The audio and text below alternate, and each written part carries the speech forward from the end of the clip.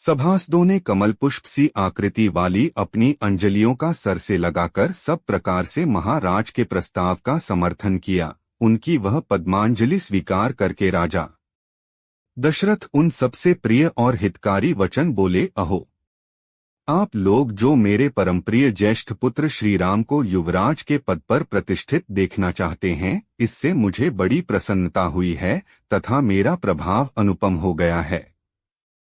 इस प्रकार की बातों से पुरवासी तथा अन्यान्य सभासदों का सत्कार करके राजा ने उनके सुनते हुए ही वामदेव और वशिष्ठ आदि ब्राह्मणों से इस प्रकार कहा, यह चैत्र मास बड़ा सुंदर और पवित्र है। इसमें सारे वन उपवन खिल उठे हैं। अतः इस समय श्रीराम का युवराज पद पर अभिषेक करने के लिए आप लोग सब सामग्री एकत्रित कराइए। राजा की यह बात समाप्त होने पर सब लोग हर्ष के कारण महान कोलाहल करने लगे। धीरे धीरे उस जनरव के शांत होने पर प्रजापालक नरेश दशरथ ने मुनि प्रवर वशिष्ठ से यह बात कही, भगवन श्रीराम के अभिषेक के लिए जो कर्म आवश्यक हो उसे सांगोपांग बताइए और आज ही उस सब की तैयारी करने के लिए सेवकों को आज्ञा दीजिए। महाराज का यह वचन सुनकर मुनिवर वशिष्ठ ने राजा के सामने ही हाथ जोड़कर खड़े हुए आज्ञा पालन के लिए तैयार रहने वाले सेवकों से कहा, तुम लोग सुवर्ण आदि रत्न, देव पूजन की सामग्री, सब प्रकार की औषधियां, श्वेत पुष्पों की मालाएं, खील, अलग अलग पात्रों में शहद और घी, नए वस्त्र, रथ, सब प्रकार के अस्त्र शस्त्र, चतुरंगिणी सेना, उत्तम लक्षणों से युक्त हाथी, चमड़ी गाय की पूंछ के बालों से बने हुए 2 व्यजन ध्वज, श्वेत छत्र, अग्नि के समान देदीप्यमान सोने के 100 कलश, सुवर्ण से मढ़े हुए सींगों वाला 1 सांड, समूचा व्याघ्र चर्म तथा और जो कुछ भी वांछनीय वस्तुएं हैं उन सबको एकत्र करो और प्रातः काल महाराज की अग्निशाला में पहुंचा दो। अंतःपुर तथा समस्त नगर के सभी दरवाजों को चंदन और मालाओं से सजा दो तथा वहां ऐसे धूप सुलगा दो जो अपनी सुगंध से लोगों को आकर्षित कर लें। दही, दूध और घी आदि से संयुक्त अत्यंत उत्तम एवं गुणकारी अन्न तैयार कराओ जो 1 लाख ब्राह्मणों के भोजन के लिए पर्याप्त हो। कल प्रातः काल श्रेष्ठ ब्राह्मणों का सत्कार करके उन्हें वह अन्न प्रदान करो, साथ ही घी, दही, खील और पर्याप्त दक्षिणाएं भी दो। कल सूर्योदय होते ही स्वस्ति वाचन होगा, इसके लिए ब्राह्मणों को निमंत्रित करो और उनके लिए आसनों का प्रबंध कर लो। नगर में सब ओर पताकाएं फहराई जाएं तथा राजमार्गों पर छिड़काव कराया जाए। समस्त तालजीवी संगीत निपुण पुरुष और सुंदर वेशभूषा से विभूषित वारांगनाएं नर्तकियां राजमहल की दूसरी कक्षा द्यौढ़ी में पहुंचकर खड़ी रहें।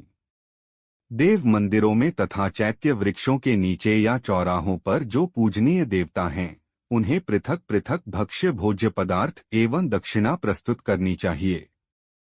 लंबी तलवार लिए और गोधाचर्म के बने दस्ताने पहने और कमर कसकर तैयार रहने वाले शूरवीर योद्धा स्वच्छ वस्त्र धारण किए महाराज के महान अभ्युदयशाली आंगन में प्रवेश करें। सेवकों को इस प्रकार कार्य करने का आदेश देकर दोनों ब्राह्मण वशिष्ठ और वामदेव ने पुरोहित द्वारा संपादित होने योग्य क्रियाओं को स्वयं पूर्ण किया। राजा के बताए हुए कार्यों के अतिरिक्त भी जो शेष आवश्यक कर्तव्य था उसे भी उन दोनों ने राजा से पूछकर स्वयं ही संपन्न किया। तदंतर महाराज के पास जाकर प्रसन्नता और हर्ष से भरे हुए वे दोनों श्रेष्ठ द्विज बोले, राजन, आपने जैसा कहा था उसके अनुसार सब कार्य संपन्न हो गया। इसके बाद तेजस्वी राजा दशरथ ने सुमंत्र से कहा, सखे, पवित्रात्मा श्री राम को तुम शीघ्र यहाँ बुला लाओ। तब जो आज्ञा कहकर सुमंत्र गए तथा राजा के आदेशानुसार रथियों में श्रेष्ठ श्री राम को रथ पर बिठाकर ले आए।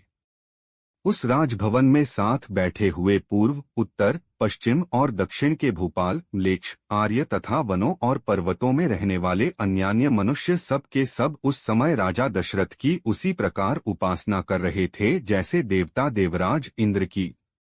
उनके बीच अट्टालिका के भीतर बैठे हुए राजा दशरथ मरुदगणों के मध्य देवराज इंद्र की भांति शोभा पा रहे थे। उन्होंने वहीं से अपने पुत्र श्रीराम को अपने पास आते देखा, जो गंधर्व राज के समान तेजस्वी थे। उनका पौरुष समस्त संसार में विख्यात था। उनकी भुजाएं बड़ी और बल महान था। वे मतवाले गजराज के समान बड़ी मस्ती के साथ चल रहे थे। उनका मुख चंद्रमा से भी अधिक कांतिमान था। श्री राम का दर्शन सबको अत्यंत प्रिय लगता था। वे अपने रूप और उदारता आदि गुणों से लोगों की दृष्टि और मन आकर्षित कर लेते थे। जैसे धूप में तपे हुए प्राणियों को मेघ आनंद प्रदान करता है, उसी प्रकार वे समस्त प्रजा को परम आह्लाद देते रहते थे। आते हुए श्री रामचंद्र की ओर एकटक देखते हुए राजा दशरथ को तृप्ति नहीं होती थी। सुमंत्र ने उस श्रेष्ठ रथ से श्री रामचंद्र जी को उतारा और जब वे पिता के समीप जाने लगे, तब सुमंत्र भी उनके पीछे पीछे हाथ जोड़े हुए गए। वह राजमहल कैलाश शिखर के समान उज्ज्वल और ऊंचा था। रघुकुल को आनंदित करने वाले श्री राम महाराज का दर्शन करने के लिए सुमंत्र के साथ सहसा उस पर चढ़ गए। श्री राम दोनों हाथ जोड़कर विनीत भाव से पिता के पास गए और अपना नाम सुनाते हुए उन्होंने उनके दोनों चरणों में प्रणाम किया। श्री राम को पास आकर हाथ जोड़ प्रणाम करते देख राजा ने उनके दोनों हाथ पकड़ लिए और अपने प्रिय पुत्र को पास खींचकर छाती से लगा लिया। उस समय राजा ने उन श्री रामचंद्र जी को मणिष्ठित सुवर्ण से भूषित एक परम सुंदर सिंहासन पर बैठने की आज्ञा दी, जो पहले से उन्हीं के लिए वहां उपस्थित किया गया था। जैसे निर्मल सूर्य उदय काल में मेरु पर्वत को अपनी किरणों से उद्भासित कर देते हैं, उसी प्रकार श्री रघुनाथ जी उस श्रेष्ठ आसन को ग्रहण करके अपनी ही प्रभा से उसे प्रकाशित करने लगे। उनसे प्रकाशित हुई वह सभा भी बड़ी शोभा पा रही थी। ठीक उसी तरह जैसे निर्मल ग्रह और नक्षत्रों से भरा हुआ शरतकाल का आकाश चंद्रमा से उद्भासित हो उठता है, जैसे सुंदर वेशभूषा से अलंकृत हुए अपने ही प्रतिबिंब को दर्पण में देखकर मनुष्य को बड़ा संतोष प्राप्त होता है,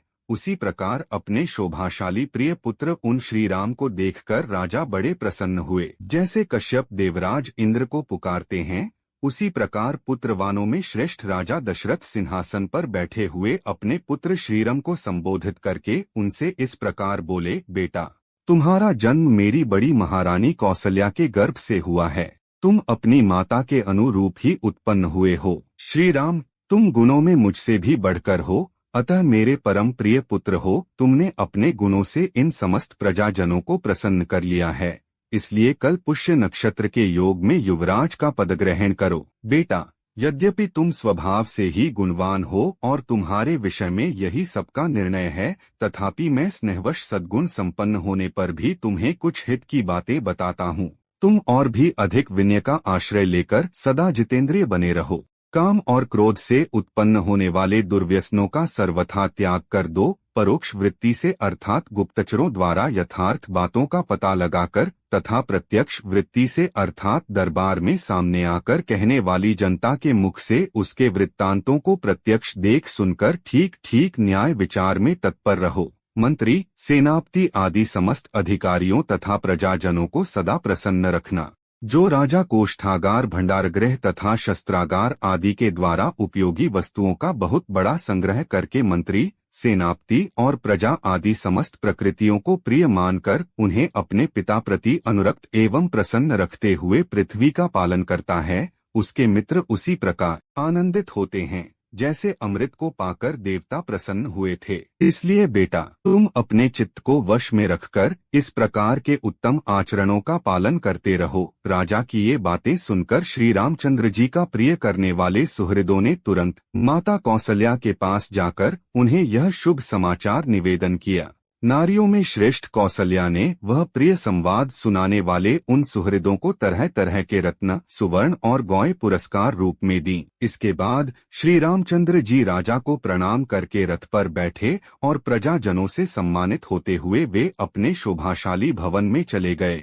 नगर निवासी मनुष्यों ने राजा की बातें सुनकर मन ही मन यह अनुभव किया कि हमें शीघ्र ही अभीष्ट वस्तु की प्राप्ति होगी। फिर वे भी महाराज की आज्ञा लेकर अपने घरों को गए और अत्यंत हर्ष से भरकर अभीष्ट सिद्धि के उपलक्ष्य में देवताओं की पूजा करने लगे।